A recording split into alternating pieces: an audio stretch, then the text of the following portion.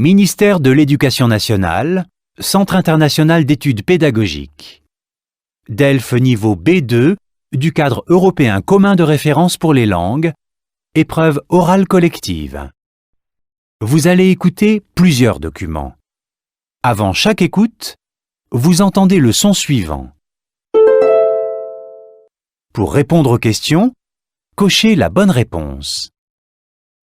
Vous allez écouter 2 fois un document. Vous écoutez une émission à la radio. Lisez les questions. Écoutez le document, puis répondez.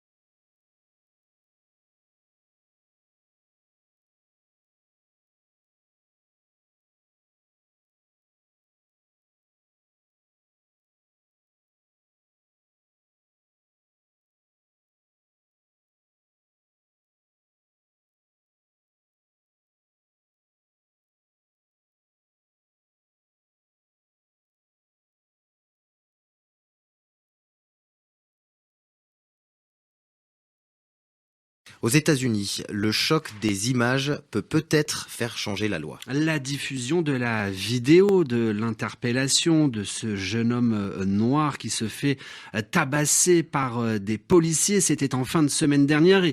Il a depuis perdu la vie. Ces images ont remis le sujet des violences policières sous le feu des projecteurs. Benoît Almeras, bonjour. Bonjour Adrien, bonjour à tous. Les violences policières aux États-Unis sont donc revenues un sujet d'actualité pour peut-être mieux légiférer.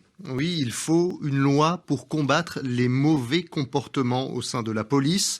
C'est le plaidoyer, l'appel lancé par l'avocat de la famille de Tyre Nichols, la victime. Pour Ben Crump, la tragédie doit permettre de voter la loi dite George Floyd, du nom de cet homme afro-américain, étouffé à mort par des policiers lors de son arrestation violente à Minneapolis, aux États-Unis, en mai 2020.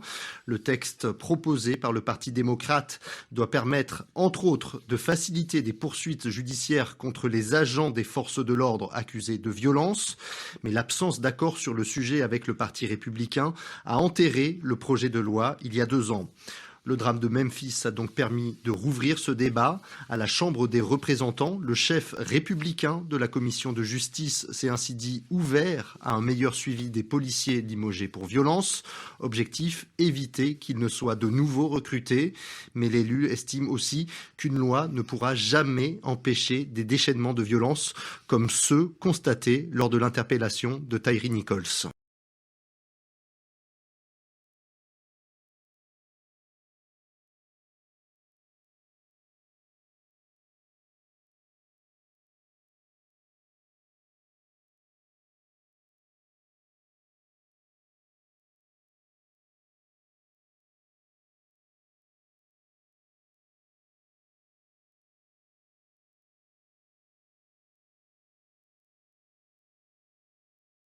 Aux États-Unis, le choc des images peut-être faire changer la loi. La diffusion de la vidéo de l'interpellation de ce jeune homme noir qui se fait tabasser par des policiers, c'était en fin de semaine dernière. Il a depuis perdu la vie. Ces images ont remis le sujet des violences policières sous le feu des projecteurs. Benoît Almeras, bonjour. Bonjour Adrien, bonjour à tous. Les violences policières aux États-Unis sont donc revenues un sujet d'actualité pour peut-être mieux légiférer. Oui, il faut une loi pour combattre les mauvais comportements au sein de la police. C'est le plaidoyer, l'appel lancé par l'avocat de la famille de Tyre Nichols, la victime. Pour Ben Crump, la tragédie doit permettre de voter la loi dite George Floyd, du nom de cet homme afro-américain, étouffé à mort par des policiers lors de son arrestation violente à Minneapolis, aux États-Unis, en mai 2020. Le texte proposé par le Parti démocrate doit permettre, permettre, entre autres, de faciliter des poursuites judiciaires contre les agents des forces de l'ordre accusés de violence. Mais l'absence d'accord sur le sujet avec le Parti républicain a enterré le projet de loi il y a 2 ans. Le drame de Memphis a donc permis de rouvrir ce débat. À la Chambre des représentants, le chef républicain de la commission de justice s'est ainsi dit ouvert à un meilleur suivi des policiers limogés pour violence. Objectif, éviter qu'ils ne soient de nouveau recrutés. Mais l'élu estime aussi qu'une loi ne pourra jamais empêcher des déchaînements de violence comme ceux constatés lors de l'interpellation de Tyre Nichols.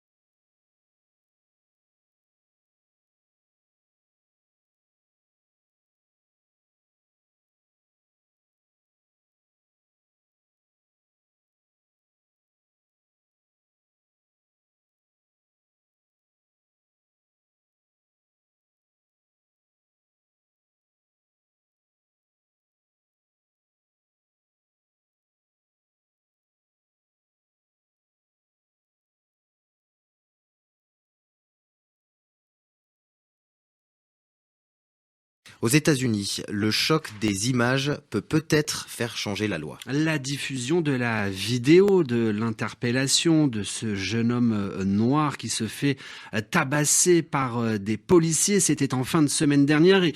Il a depuis perdu la vie. Ces images ont remis le sujet des violences policières sous le feu des projecteurs. Benoît Almeras, bonjour. Bonjour Adrien, bonjour à tous. Les violences policières aux États-Unis sont donc revenues un sujet d'actualité pour peut-être mieux légiférer. Oui, il faut une loi pour combattre les mauvais comportements au sein de la police. C'est le plaidoyer, l'appel lancé par l'avocat de la famille de Tyre Nichols, la victime. Pour Ben Crump, la tragédie doit permettre de voter la loi dite George Floyd, du nom de cet homme afro-américain étouffé à mort par des policiers lors de son arrestation violente à Minneapolis aux États-Unis en mai 2020. Le texte proposé par le Parti démocrate doit permettre, entre autres, de faciliter des poursuites judiciaires contre les agents des forces de l'ordre accusés de violence.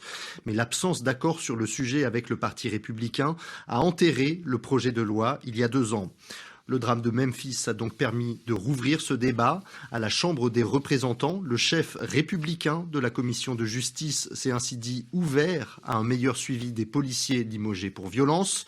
Objectif, éviter qu'ils ne soient de nouveau recrutés. Mais l'élu estime aussi qu'une loi ne pourra jamais empêcher des déchaînements de violence comme ceux constatés lors de l'interpellation de Tyre Nichols.